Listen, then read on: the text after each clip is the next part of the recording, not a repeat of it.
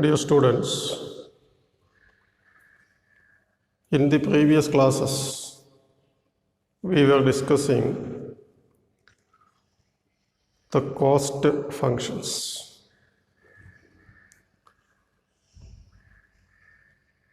In the present session, we consider a distinction between short run and long run, and short run and long run costs. Now, in economics, we always make a distinction between short run and long run, even though no precise temporal definition can be given to these terms. That is, the distinction between short run and long run is not based on calendar years.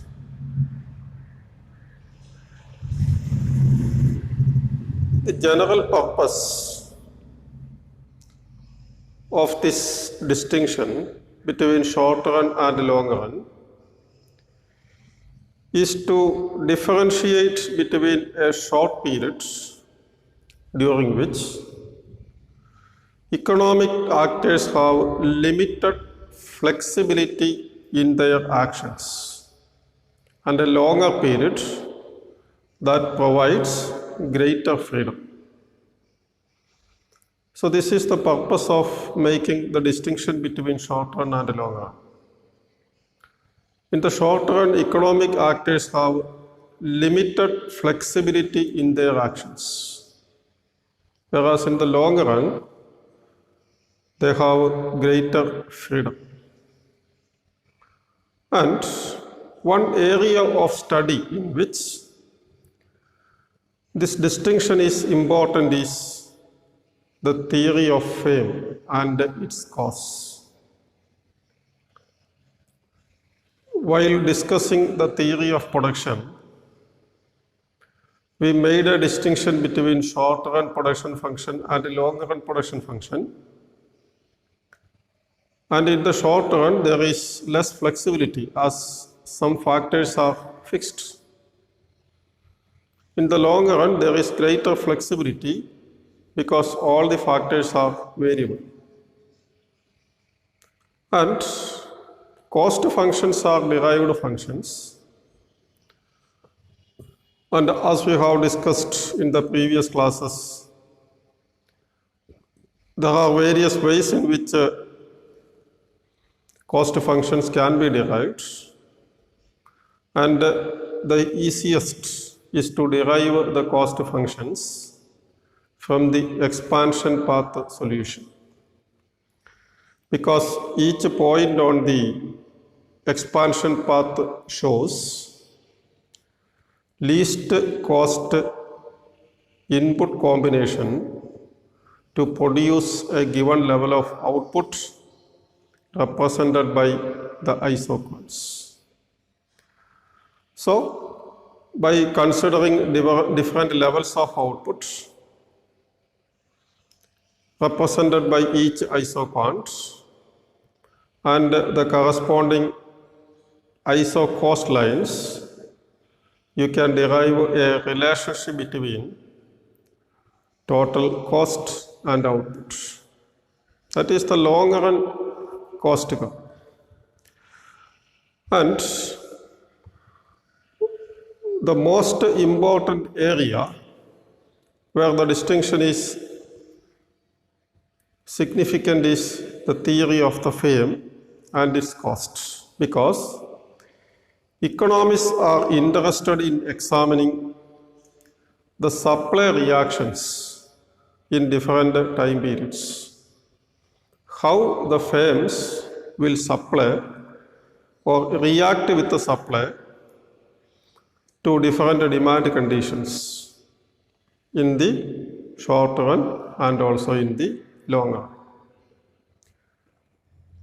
Now, in order to study why the short run reactions will be different from the long run reactions.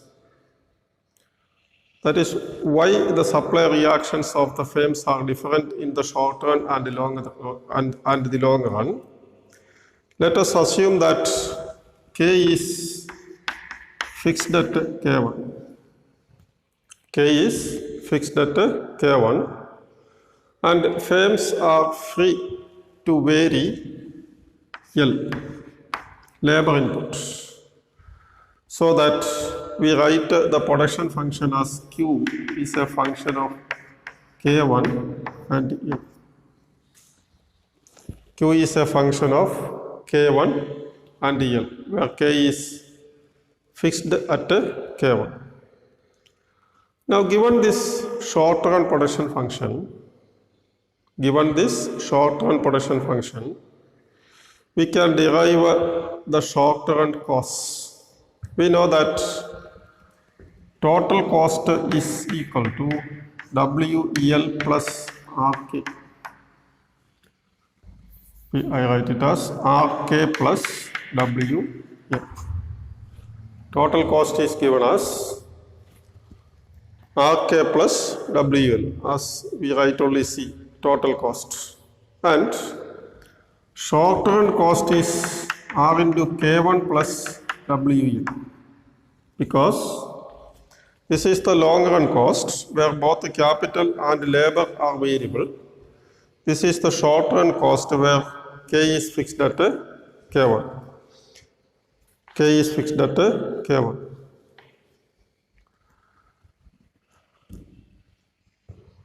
Now, in the theory of costs, we make a distinction between fixed costs and variable costs. Remember this, in the long run, all the factors are variable. So in the long run, there are only variable costs. But in the short run, there are fixed costs and also variable costs, because in the short run, there are fixed factors and also variable factors. So we have two types of input costs. R into K1, fixed cost. R into K1, fixed cost. W into L, variable cost. R into K1, fixed cost. W into L, variable cost. So short run fixed costs are costs associated with the inputs which cannot be varied in the short run. Costs associated with inputs which cannot be varied in the short run. Whereas short run variable costs are costs associated with inputs that can be varied with the changing level of inputs. Remember that in the short run, we derive the total product curve where quantity is a function of labor inputs, keeping capital constant. So the cost of capital is fixed at RK1, R into number of units of capital used, whereas labor is variable. So naturally, as the amount of labor increases, the cost associated with the labor, that is W into number of units of labor used, increases, is a variable cost. And remember also this, we define producer equilibrium as the point of tangency between an iso cost line and an iso quant. It is the least cost input combination to produce a given level of output. That means the production process is optimum. and the cost of producing that particular level of output represented by that particular isoquant is the minimum cost. Remember this is true only in the long run. In the short run, total short run costs are not minimum costs for producing various output levels. That is, short run costs need not be the minimum cost to produce any level of output. The reason is that as capital is fixed in the short run at K1, firms will not have the flexibility of combining inputs. Firms will not have the flexibility to input choice that we assumed in the long run production function. In the long run, the production function is represented by the isoquant, where it is assumed that any combination of capital and labor is possible to produce a given level of output. So the firm will choose that level of K by L ratio which minimizes the cost. The condition is satisfied when MRTS is equal to W by R. This is not possible in the short run. As capital is fixed, a firm will not be able to combine inputs in the most optimum way. That is, in the way in which cost is the minimum. That means to vary output, firm is forced to use in the short run non-optimal input combinations. Non-optimal input combinations. That is, input combinations in which MRTS is not equal to W by R. Firm will be forced to use non-optimal input combinations. We represent this in the form of a graph.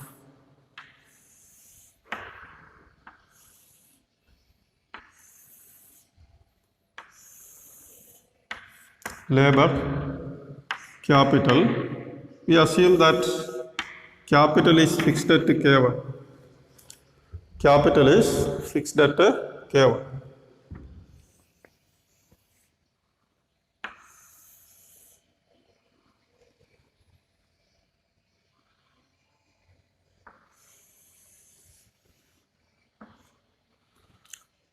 Now, as capital is fixed at K1, L0, L1, L2. To produce the levels of output Q0, Q1, Q2. K here, L here. And assume that if K is fixed at K1, as the demand for output increases, suppose that initially there was a demand for Q0 level of output, the firm will use L0 labor, Q1, L1, Q2, L2 like this. And as you can see, in this case and also in this case, MRTS is not equal to W by R because these are not tangency points, they are intersection points.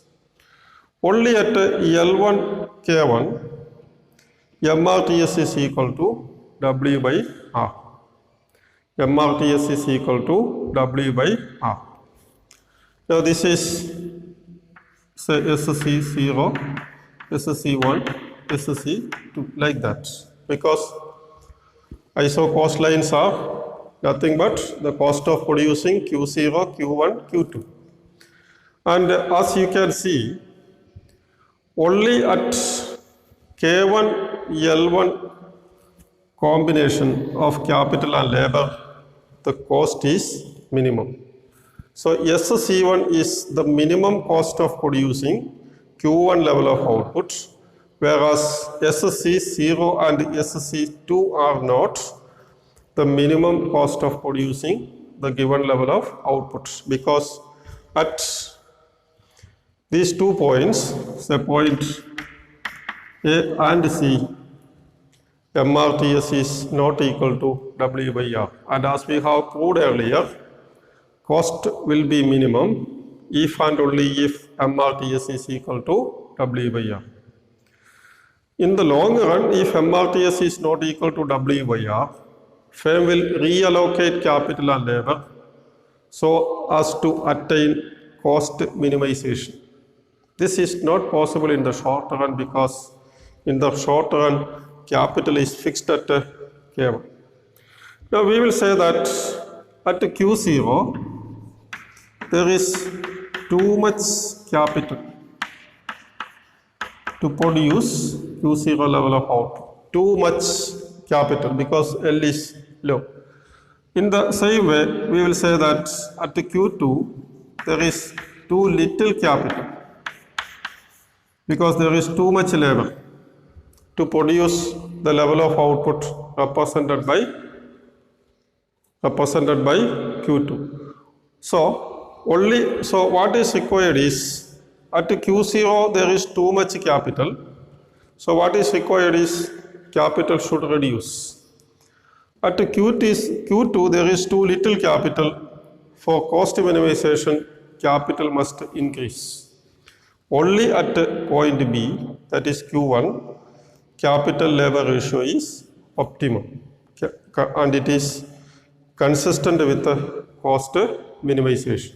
So remember this, in the short run, it is not guaranteed that MRTS is equal to W by R, or it is not guaranteed that a firm actually minimizes costs to produce any level of output due to inflexibility of operations. Now, given the short run total cost,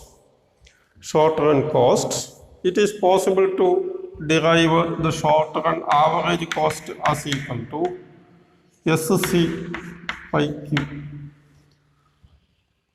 SC by Q. Similarly, short run marginal cost as equal to DC by D, SC by DQ. Short run marginal cost, SC by DQ. Short run average cost, SC by Q.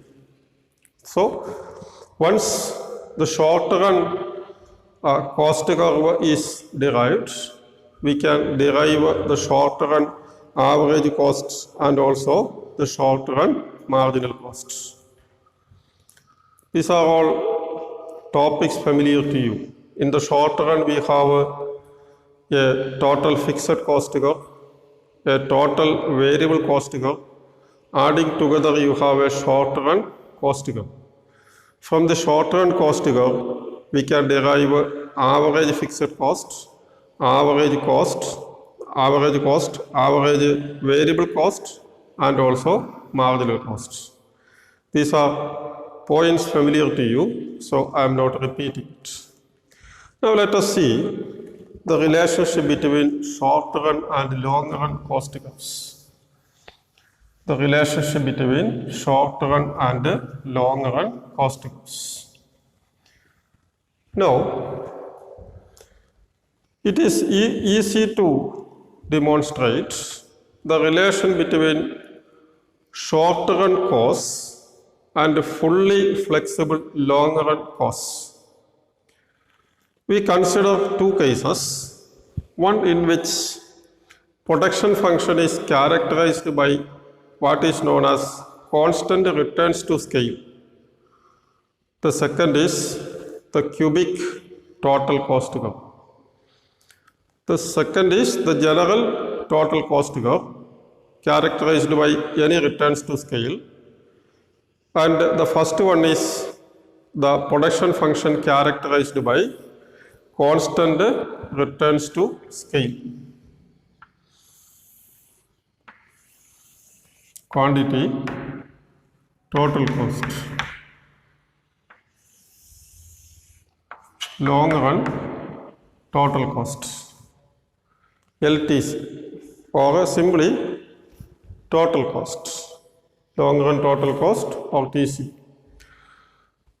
And this long run cost curve associated with the constant returns to scale is derived from three levels of capital inputs. Let these are 1, 2, like this. That is SC for K0 capital, SC for K1, SC for K2, and corresponding say Q0, Q1 and Q2. Now, this is one case. We have three short-run cost curves associated with K is equal to K0, K is equal to K1, K is equal to K2. And as you can see, the short-run total cost curve is, the short-run cost is always greater than the long-run cost. Because in the long run, a firm has considerable flexibility to determine the least cost input combination. This is not possible in the short run. So that except at one point, short run cost is always greater than long run cost. So if the short run cost is represented by SCK0, for producing a level of output Q0, short run cost is equal to long run. For K1, Q1, K2, Q2. For all other points, short run cost is greater than long run cost. In the case of the general case, that is not the case of, this is the case of constant returns to scale. In the case of the cubic cost function, that is the general case, this can be drawn like this. The standard shape is this. Total cost. Total cost. Here also it corresponds to say three different levels of K. SC, K0, SC, K1, SC, K2, and Q0, Q1, Q2, Q, and total cost. The standard shape is the cubic cost function as it is familiar to you. Now, as you can see in these figures, the long run total cost envelops the short run curves. The short run curves. The long run cost, the long run cost curve in the constant returns to scale and also in the general case, that is constant, increasing or diminishing, whatever, envelops the short run curves. And the short run total cost is given as STC is short run total cost is given as a function of W R and also Q and K, short run cost. Now, we can derive a family of short run cost curves by allowing K to vary. K to vary, holding W and R constants. So, we can derive a family of short-run cost curves by allowing K to vary, keeping constant W and R. And the long-run total cost obey the short-run relation given by this equation, and also that K is the cost minimizing. K is the level of K which minimizes cost. That is the condition dou STC or simply SC, short run cost, by dou K is equal to 0. So we can derive a family of short run costs keeping W and R constants and K vary. And the long run cost curve satisfy this condition, is consistent with this, the long run total cost obey the short run relation. It also ensures that dou SC by dou K is equal to 0. That is, it minimizes cost. And there is one more point I want to say. Remember this, we have three short-run cost curves associated with the three different levels of capital. And when the capital increases, labor also increases, because each cost curve represents a different isoquant, Q0, Q1, Q2, etc. So you move to successively higher isoquants because each isoquant represents a given level of output only. So when K increases, L also increases, and the combination of K and L which minimizes the cost is given by this tangency Q1, Q2, Q0, Q1, Q2, etc.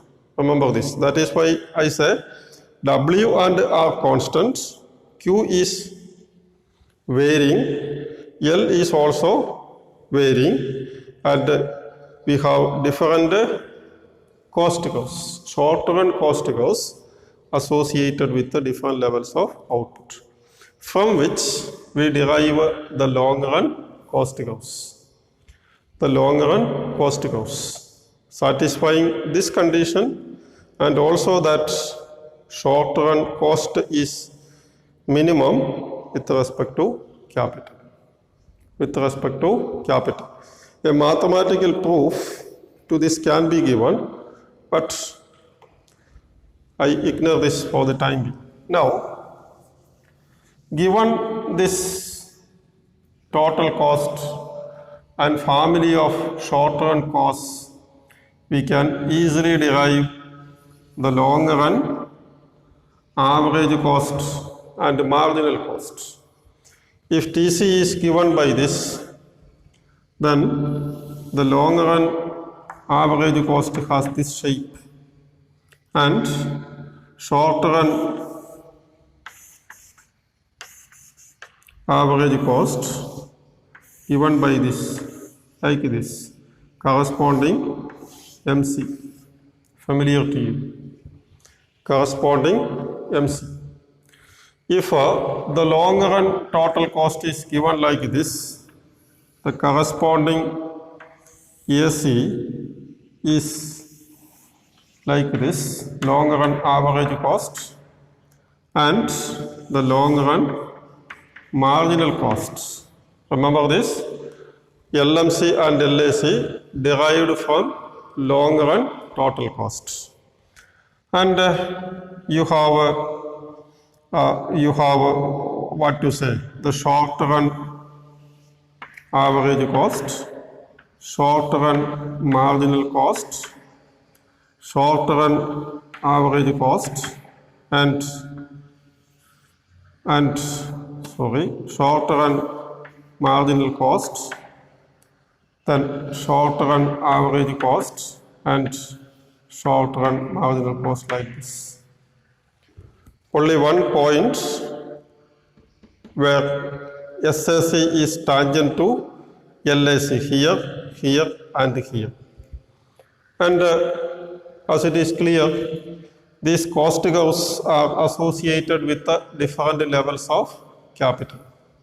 These cost curves are associated with the different levels of capital.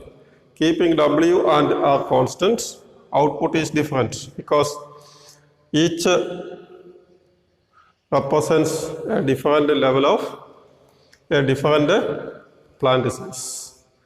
So this is the relationship between short run and long run. The relationship between short run and long run, and remember this, long run costs envelop the short run costs. Cost minimization is studied with respect to long run only. In the short run, cost minimization may or may not take place. That is it.